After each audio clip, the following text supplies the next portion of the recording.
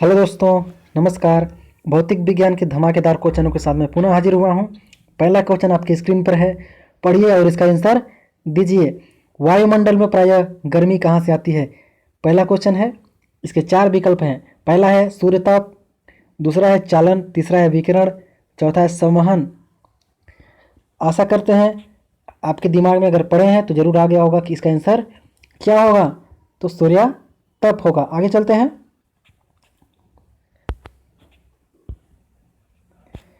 AC को DC में रूपांतरित करने के लिए प्रयुक्त साधन को क्या कहते हैं?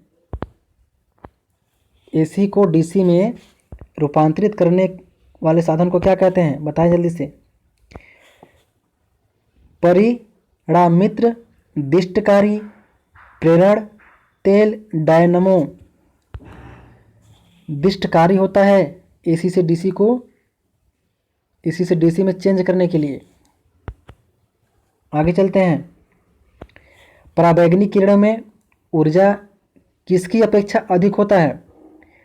पराबैंगनी किरणों में ऊर्जा किसकी अपेक्षा अधिक होता है? अवरक्त किरणों की अपेक्षा, गामा किरणों की अपेक्षा, एक्स किरणों की अपेक्षा, अंतरिक्ष किरणों की अपेक्षा? अंतरिक्षी किरणों की अपेक्षा बताएंगे आप जानते हैं सबसे पहले जो जिसका स्थान है किसका है? गामा का, फिर एक्स, फिर अवरक्त। इसका आंसर आप जान गए होंगे अंतरिक्षी किरणों का, क्योंकि ये तीनों किरण फर्स्ट सेकेंड थर्ड में आती हैं। तो किससे अधिक होगा? अंतरिक्षी किरणों से ही अधिक होगा। किसका? पराबैंगनी किरणों का। आगे चलते हैं।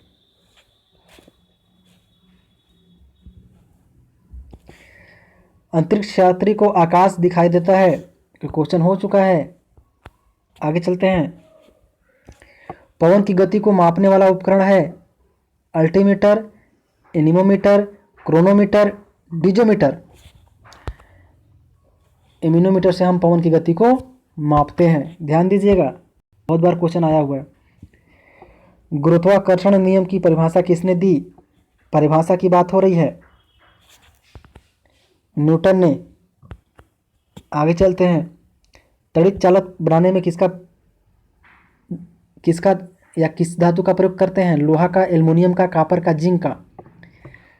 तड़ित चालक बनाने में किस धातु का हम प्रयोग करते हैं? कॉपर का हम यूज करते हैं, इतना ध्यान दीजिएगा। कहीं कहीं एल्युमिनियम भी विकल्प में मिलता है। कंप्यूटर में आईसी का अर्थ होता है एकीकृत आवेश, एकीकृत धारा, एकीकृत परिपथ, आंतरिक परिपथ। आईसी का मतलब एकीकृत परिपथ होता है कंप्यूटर में। आगे चलते हैं। हाइड्रोजन का गुब्बारा ऊपर की ओर मंडराता है क्योंकि ऊंचाई में कमी से वायु दाब घटता है, वजन में कमी से वायु दाब घटता है, वजन उसके द्वारा विस्थापित वायु के वजन से कम होता है, गुब्बारे के भीतर का दाब उसके बाहर के दाब से अधिक होता है। इसका आंसर आपको मालूम है, गुब्बारे का जो वजन होता है उसके द्वारा विस्थापित वायु के वजन से कम होता है, इस वजह से हवा में लटकता रहता है। आगे चलते हैं। रिचार्जेबल सेल जो होता है उसके भीतर किस प्रकार की ऊर्जा भंडारित होती है या उपस्थित होती है? वैद्युत ऊर्जा, स्थितिज ऊर्जा, रासायनिक ऊर्जा या गतिज ऊर्जा? आप बताएंगे। चारों विकल्प आपके सामने है। जो रिचार्जेबल सेल होता है उसके अंदर या भीतर कह सकते हैं कौन सी ऊर्जा भंडारित होती है? वैद्युत ऊर्जा, स्थितिज ऊर्जा, रासायनिक ऊर्जा या गतिज ऊर्जा? तो रासायनिक ऊर्जा होती है। आगे चलते हैं।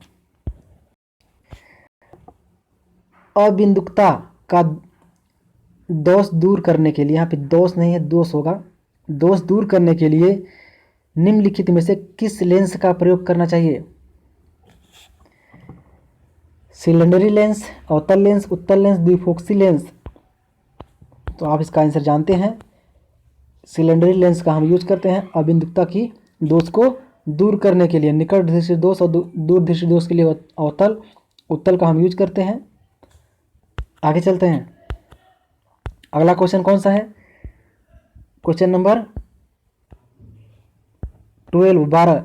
अति चालक वे तत्व हैं जिनकी चालकता धातुओं और रोधियों के बीच में हो जाता है, जिसका प्रतिरोध बहुत न्यून तापमान पर लगभग शून्य हो जाता है, जो बहुत न्यून तापमान पर रोधी बन जाते हैं, जो विद्युत चालक केवल बहुत उच्च तापमान पर ही करते हैं। इसका आंसर जो होगा, जिसका प्रतिरोध बहुत न्यून तापमान पर लगभग शून्य होता है।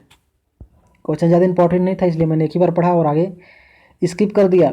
यदि हम समुद्र तट पर बैठकर दो सूर्यास्तों के बीच, ध्यान दीजिएगा, यदि हम समुद्र तट पर बैठकर दो सूर्यास्तों के बीच बीतने वाले समय को मापें तो उनमें हम अनुमान लगा सकते हैं सूर्य और पृथ्वी के दूरी का, सागर की गहराई का, पृथ्वी की त्रिज्या का, सूर्य की त्रिज्या का। बहुत ही अमेजिंग करने वाले क्वेश्चन है ये। इतना आप इस क्वेश्चन से शायद आपका मुलाकात नहीं हुआ होगा। तो पृथ्वी की त्रिज्या का पता लगा सकते हैं। आप जानते हैं एराटोस्थेनीज था, उसने दिन को ही मान के पृथ्वी की त्रिज्या की गणना की थी। आगे चलते हैं। किसी लेजर यथा नियान लेजर में सभी परमाणु प्रकाश तरंगें उत्सर्जित होती हैं या करती हैं, एक ही वृत्त आवृत्ति की, एक ही आयाम की, एक ही कला फेज की, उपयुक्त सभी की। इम्पॉर्टेंट नहीं है, आगे चलते हैं। उपयुक्त सभी का होगा इसका आंसर। निम्नलिखित में किसका ऊष्माधारिता अधिक होता है? निम्नलिखित में से किसकी ऊष्माधारिता जो होती है अधिक होती है? लोहे के टुकड़े का, जल का, स्वर्ण का टुकड़ा, बेंजीन का। तो इसमें जल का जो है ऊष्माधारिता अधिक होगी। निम्नलिखित में से भारतीय उपग्रहों में से सुदूर संचार के लिए और टीवी कार्यक्रमों के लिए कौन सा उद्दिष्ट है? इनसैट ए आर्यभट्ट, भास्कर, रोहिणी। तो आप जानते हैं इसका आंसर होगा इनसैट ए। रेडियो प्रसारण के संदर्भ में एएम का पूरा रूप क्या है? Amplitude movement, anywhere movement, amplitude matching या एम्पलीट्यूड मॉड्यूलेशन। तो इसका हो जाएगा एम्पलीट्यूड मॉड्यूलेशन होता है रेडियो प्रसारण के संदर्भ में एएम का पूरा नाम। पीले रंग का पूरक रंग कौन सा है? जानते हैं आप? नीला। पीले रंग का जो पूरक रंग होता है वो नीला होता है। कपड़ों को धोते समय हम नीला का मैंने नीला पढ़ दिया है। कपड़ों को धोते समय हम नील का यूज करते हैं। उसकी बेहतर मार्जन क्रिया के कारण, सही वर्ण संयोजन के कारण, अति उज्ज्वल स्वरूप के कारण, बहुत कम दाम के कारण, सही वर्ण संयोजन के कारण हम कपड़ों को धोते समय हम नील का प्रयोग करते हैं। घड़ी के स्प्रिंग में भंडारित ऊर्जा है, आप जानते हैं स्थितिज ऊर्जा। एक क्वेश्चन कई बार पूछा गया है। आगे चलते हैं। बैटरी में निम्नलिखित में से किस एक एसिड का प्रयोग किया जाता है? Hydrochloric acid, hydrofluoric acid, sulphuric acid, sulphuric acid. चौथा और पांचवा विकल्प लगता है एक ही है, सल्फ्यूरिक। तीसरा और चौथा सल्फ्यूरिक एसिड। सल्फ्यूरिक है, सल्फ्यूरस है, मैंने सल्फ्यूरिक ही पढ़ दिया था। सल्फ्यूरिक एसिड होता है बैटरी के, जो बैटरी में हम एसिड का यूज करते हैं वो सल्फ्यूरिक एसिड होता है, जो कपड़ों के गिर जाने से कपड़ों को जला देता है। आपको मालूम होगा कि बैटरी का पानी अगर गिर जाए कपड़ों पे तो कपड़ा पूरी तरीके से वहाँ पे नष्ट कर देता है उसको। कक्षा में अंतरिक्ष यान में भारहीनता की अनुभूति का कारण है। अंतरिक्ष में जब अंतरिक्ष यात्री जाता है तो उसको अपने भार का भारहीनता महसूस होता है। इसका वजह क्या है? बाहरी गुरुत्वाकर्षण का अभाव। कक्षा में त्वरण बाहरी गुरुत्वाकर्षण के कारण त्वरण के बराबर होता है। बाहरी गुरुत्वाकर्षण किंतु अंतरिक्ष यान के भीतर नहीं। कक्षा में अंतरिक्ष यान में ऊर्जा का न होना। तो इसका आंसर होगा, आप जानते हैं, जो कक्षा में त्वरण बाहरी गुरुत्वाकर्षण कारक त्वरण के बराबर होता है, इसी वजह से ऐसा होता है। थर्म किसका यूनिट है? शक्ति का, उष्मा का, प्रकाश का, सूर्य, दूरी का। तो थर्म क्या है? उष्मा का। थर्मोक्लाइन आप जानते होंगे, उष्मा का मापक। दूध को मंथने पर क्रीम अलग हो जाती है, इसका कारण क्या है? आप जानते होंगे अपकेंद्री बल का है, क्योंकि दूध महने पर उसके बाहर फोर्स लगता है, इसी वजह से क्रीम जो है अलग हो जाती है। इस वीडियो का आखिरी और 8वां पार्ट का ये अंतिम जो है क्वेश्चन है, प्रश्न है। न्यूटन का पहला गति नियम जो था वो संकल्पना देता है ऊर्जा की, कार्य की, समय की, जड़त्व की।